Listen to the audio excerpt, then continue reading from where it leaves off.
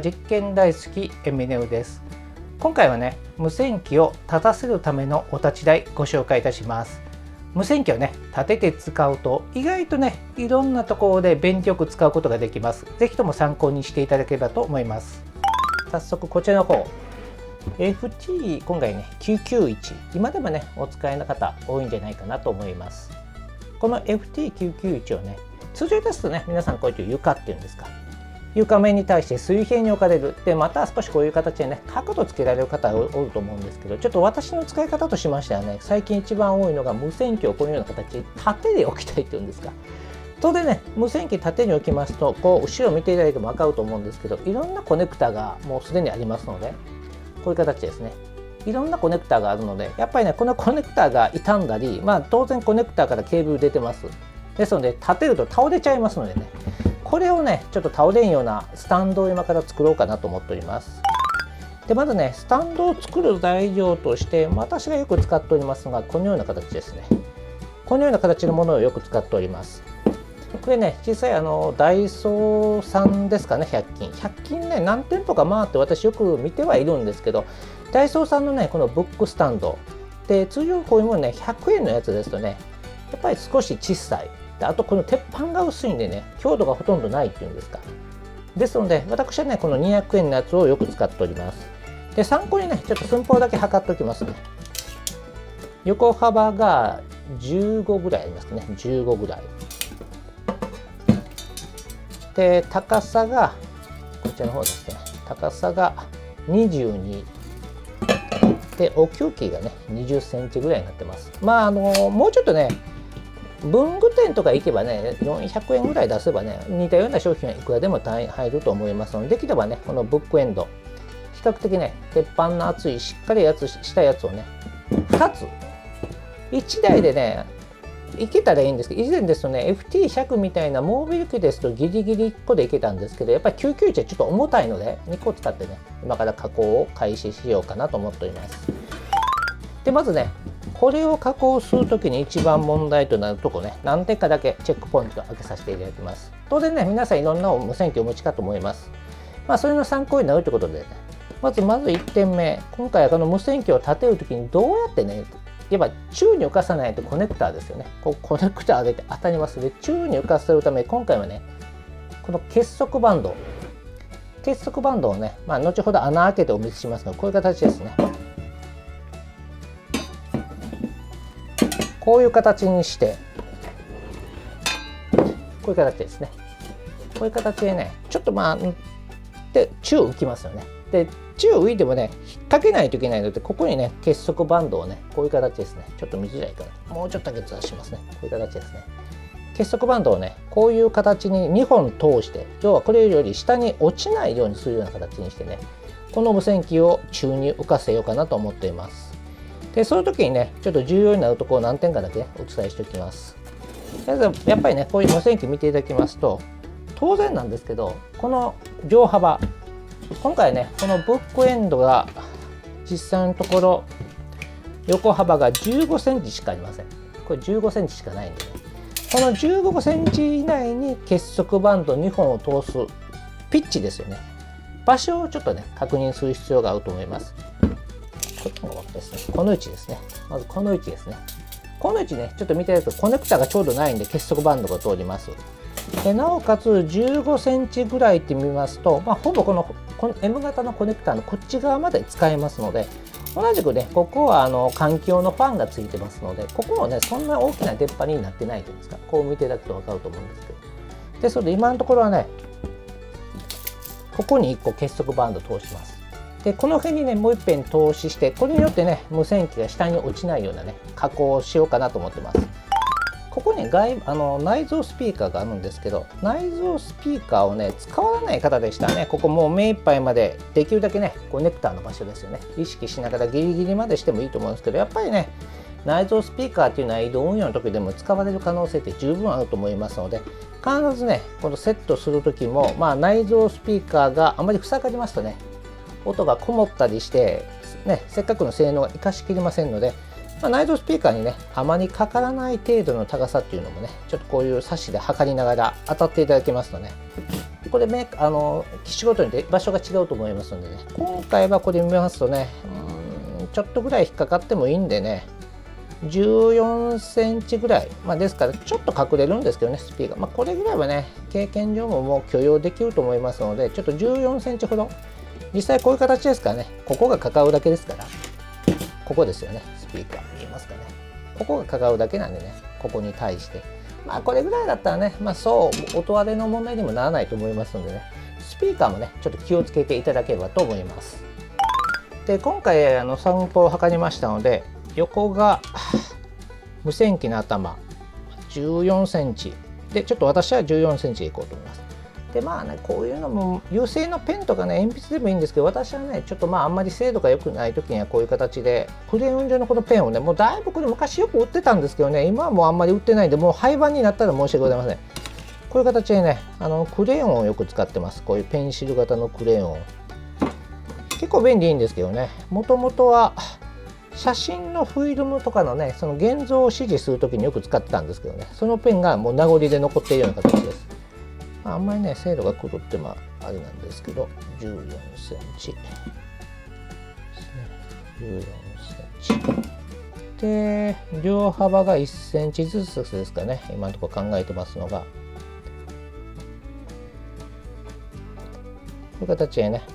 ペンで寸法を入れながら、こういう形でねちょっとマーキングだけしておきました。こちらの方にね印つけてありますので、やっぱ穴開ける時にはもうこれいろんな人によっても開け方違うと思うんですけど、ルール的に言いますとね、こういうポンチ使って形ですね、ちょっと音するんでねちょっとやめときますけどね、まっすぐこうポンチを打ってね、マーキングしとけばドリルが横に走ることが少ない傾向があるんでね、そこまでの精度もいらないんですけど、これはねもう必要に応じてやっていただければと思います。本当ですね、外でグリグリってやりたいんですけどね、ちょっともうこれ本当屋内で部屋の中でやってましてね、あんまりキリコも飛ばしたくないようなとこなんでね、ちょっとねもうこういう形で簡単にねハンドドリルでまたいつも通りちょっとね申し訳ないです、足が見えて申し訳ないんですけど、ちょっともう姿勢の問題もあるんですけどね、足でねちょっとやらさせていただきます。こういう形ですね。通常で言うと私もねこういうのは間違いなく仕事でもあんまり開けることはないですが、開けるときはね鉄のドリルで一気にこの開けてしまえばね2ミリぐらいの鉄板なんかでもすぐ開くんですけどね、結構たった M4 なんですけどね、四苦八苦してます。開きました。ですのでいい方々はねやっぱり電動ドリルでさっさと開けてください。4ミリのねドリルで開けました。ただねこれ結束バンド今回200ミリのやつを用意させていただいたんですけどね、入らないんですよね、残念ながら。実際ですとね5ミリの穴があれば穴開くの分かってるんですけど、ちょっとねやっぱハンドドリルで5ミリの鉄板の穴開けると結構ねやっぱハンドルが重たくなってくるのと、やっぱり先がブレたりするので、私はね4ミリぐらいでのドリルで開けて、あとはね大体でいいので、はい、もう便宜上ねちょっと差し込んで、これねステッピングドリルとか業界ではない竹の子とかいう人もいると思うんですけどね、何種類かこれねあるんですけど、要は今回 4ミリの穴をね5ミリにちょっと広げて、なおかつねこのドリルのいいところはバリも取ってくれるんでね、バリ取りを兼ねてね今からちょっと4ミリの穴を5ミリに広げてバリを取っていこうかなと思います。互いに工具の方もね昔に比べて安く、あんなにいい工具でもないんでね、これくらいは最悪刃先がいっても買えばいいかなと思ってるんでね、はい、これで開けましたね。あとはねこういう形でちょっと少しだけね表面を軽くなすってやりますとね、これでもバリ取りにもなります。加工の終わりましたこちらの方のブックエンドにねフェルトの布をねちょっと貼り付けてみようかなと思います。なくてもいいとは思うんですけどね、ちょっと気になるんでね、やっぱ傷はあんまりつけたくないという気持ちがありますので、で取り急ぎはねやり方は何パターンかあると思います。接着剤貼り付けてペタンとつけるやり方もあると思うんですけど、何かあった時にね気に入らない時に貼り直すというか、もう取っちゃうことも当然あると思うので、今回ねこのような形、実際はこちらの方ですね、両面テープ、有名メーカー製ではないんですよね、100均で買うてきたやつか。ちょっとね以前も使ってこの手のやつは割合まだよくくっついてたんで、とりあえず今回ね安物のこういう、一応日本製って書いてくれてますけどね、100均で買うてきた両面テープをねもう仮に貼り付けようかなと思ってます。こちらの方のフェルトの方もこういう形ですね。これも100均で買うてきたやつかな、2枚で100円のこういうフェルトですねのやつでねやってますんでね、これもちょっと参考にしていただければと思います。これをね貼り付けていきます。本来ねこの中もやってた方がいいとは思うんですけど、フェルトはもう結構こうしっかりしてるんでね、もう今回はもういつでも剥がせるように簡易的にね端っこの方につけたような形にしました。こういう形でテープ貼り付けましたんでね、ちょっと先に剥ぐ前にちょっとテープだけでね、これもやり方あるとちょっとあんまりね端飛び出しようと後が大変なんでね、仮にもう切れるとこは切っておきます。こういう形でね原号で、この辺もっと綺麗なやり方はね車関係やられてる方ですとねいろいろとテクニックあると思うんですけど、とりあえずねざっとでこういう形ですね、加工したやつをね切っていっているような形です。こんな形で切りました。もうざっとだけですけどね。でこれでこちら側のセパレーターですね、セパレーターをちょっと剥いでいこうかなと。そう見えるところでもないと思うんで、こんな形で加工の方終わりましたね。こんな形ですね。ですのでこれで、ね、多少無線機当たってもね傷がいかないんじゃないかなと思います。でここまでできたんでね、先ほども説明したんですけど、今回はこんな形ですね。こういう形でここにちょっといつも使ってます車のバッテリーをね下に引っ掛けてやろうかなと思うので、今回意図的にこういう形にしております。こうかな。で結束バンドをねこのようにもう事前に通してやろうかなと思います。ここですね、結束バンド穴のところに通していきます。で2本通してやりますね。こういう形でね2本串刺しにしておいてやります。本来ですとねこの横の貫通もネジ使えば一番かっこよくできると思いますね。かっこいいんですけどね、とにかくやっぱりネジを使っちゃいますと後が大変なんでね、やっぱネジですと切らないといけないんでね、こう横に飛び出すのなかなかその寸法のネジが手に入ればいいんですけどね、その手間もありまして、そこまではねあんまり考えたくなかったんで、今回はねもうお手軽コースということでね、こういう形ですね、結束バンドをちょっとでまずこう作っていきます。こういう形ですね、結束バンドで仮に通していきますですね。こういう形でね、下に行くような台っていうんですか、こうありますね。こういう形で結束バンドで作ります。ここにねちょっともう寝かした状態でやりますね。ちょっと立てちゃうともうアングル的にうまく取れないんでね、これですね救急位置出します。してこういう形ですね。でねこれ1点だけ申し訳ないんですけどね、ちょっと救急位置の場合ですとね、この足の間隔がねブックスタンドと5ミリぐらい干渉するんですよね。5ミリぐらい、これちょっとお見せしてもいいんですけどね、分かっちゃいたんですけどね、5ミリぐらい干渉してますので、私はねちょっとこの足を浮かせて浮くんですよね。救急位置は作りがそういう作りなんでね、最初はネジかなんかで固定されてるんかなと思ったんですけど、ブッシングみたいなもんでね固定されてるだけなんでね、ちょっと見えるかな、こういう形でねちょっとなかなか見づらいと思うんですけどね、ブッシングで少しだけね足を浮かしてやればねもうなんか入ってしまったんでね、もうこの感覚でねもうちょっと無理やりなところあるんですけどね、この中にねブックエンドをセットしようかなと思います。でこういう形にして、あとはそうですねちょっとずつ締めていくと、言語でねちょっとずつ締めていくのが一番いいと思います。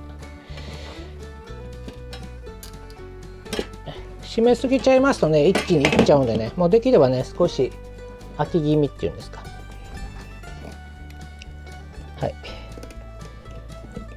こういう形にして、ちょっとはね開き気味の方がいいと思うんでね、感覚的にはあんまりそうキチキチ狙いますとねえらいことになっちゃいそうなんでね、これがね完成したスタンドですね。こういう形ですね、完成したスタンド。簡素ですけどね、こんな形で完成しております。これちょっとね817仮にセットしてみますね。こういう形でこうですね、817の上から乗せてこういう形ですね。こういう形でね完成いたします。こういう形ですね。こんな形になる、こういう形ですね。でちょっとね横からもお見せしておきますね。やっぱこんだけねもう今回は自家製です。もう自己責任ですからね、もう導入にもなりますので、こういう形ですね。AC プラグも多分十分入るだけのスペースがありますね。ここ折り返しのスペースありますね。で M 型もねこんだけありましたら普通の 5D2V ね、10D 使いたい人はこれじゃ足らないかもしれませんけど、5D とか 3D 使えてる方ですと十分これね、L など特別なものを使わなくてもね、ストレートでも十分折り返すことができると思うので、そういう意味合いではね、こういうものを自作する価値っていうのはね、多少ないともあるんじゃないかなと思いますね。これだってね、立てて無線機使えますので、やっぱり立てて無線機使えますので、意外と座り込んで移動運用するときには便利いいんじゃないかなと思います。車の方に無線機セットさせていただきましたので、簡単にご紹介させていただきます。まずこんな形ですね。見ていただいて、まずこちらがね、いつものバッテリー、37A の 12V シールドバッテリーになっております。で、こちらの方にね、先ほど作った FT991 とその金具ですね。で、横にね、DC/DC コンバーター取り付けております。こちらの方もね、これ見ていただいたら分かると思うんですけどね、これ100均で売ってるゴムのバンドっていうんですか。ちょっとお見せしますね。100均で売ってますゴムのバンド。ちょっとだけ取った方が分かりやすいですかね。ちょっと取ってみますね。こういう形ですね。こういうやつですね。100均で、2本でね、100円ぐらいで売ってるんじゃないですか。ここがね、マジックテープになってまして、ここでくっつけ合わせて、ゴムで伸び縮みするっていうんですか。割合ね、どこでも売ってるやつですけど、それでね、固定してやったら、ここもね、開きもほぼ収まりますので、足のスタンドが、そうですね。今回はテレコでこうしますよということでね、組み立てた時あったと思うんですけど、要するにバッテリーをね、こちら側に引っ掛けるためにね、意図的にね、こちら側を飛び出すようにしておりました。ですので、こういう形でね、よいしょ。バッテリーをね、下に挟まして、センターのコンソールの中にね、しまってしまいますとね、そこそこ落ち着きよくね、はまっていってくれるんでね、これで通常の運用でしたらね、走行でもほぼ問題、倒れることはそうそう、ダートコース走らない限りはね、倒れないと思います。はい、どうだったでしょうか。いつも使っている無線機、このようにね、立たせる台、紹介させていただきました。意外とね、無線機をこのように立たせますと、移動運用や車の後部座席で使ったりするときにね、意外と便利じゃないかなと思います。ぜひともね、参考にしていただければと思います。あとは無線機をね、このように垂直方向に使いますと排熱の問題が発生する可能性もあります。この辺はね、皆さん各自自己責任で自分の無線機の排熱状態をね、常時監視して注意深くね、使っていただければと思います。お空でお会いする日楽しみにしております。よろしければチャンネル登録の方もよろしくお願いいたします。